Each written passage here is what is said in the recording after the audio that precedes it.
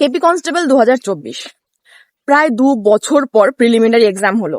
অনেক প্রতীক্ষার পর সবার এক্সাম কেমন হলো বলো? এক্সামে কোয়েশ্চেন যা দেখলাম মোটামুটি ম্যাথ রিজনিং ঠিকই ছিল।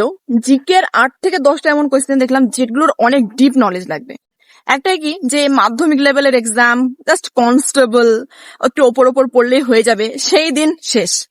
কোয়েশ্চেনের লেভেল ইনক্রিজ করছে, প্যাটার্ন চেঞ্জ হচ্ছে, আর এটা স্বাভাবিক, সময়ের সঙ্গে সঙ্গে এটা হবেই। এর আগের বার কেপিতে মোটামুটি 65 অ্যাবাভ কাট অফ গেছিল।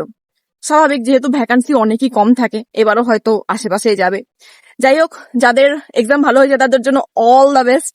বাট যাদের এক্সাম ভালো হয়নি তাদের কথা একটাই বলবো যে এটা জাস্ট একটা এক্সাম, এটা তোমার লাইফ ডিসাইড করতে পারে না। সো ভুল করে এমন কোনো কিছু স্টেপ নিও না, এখন অনেক কিছু পড়ে আছে লাইফে।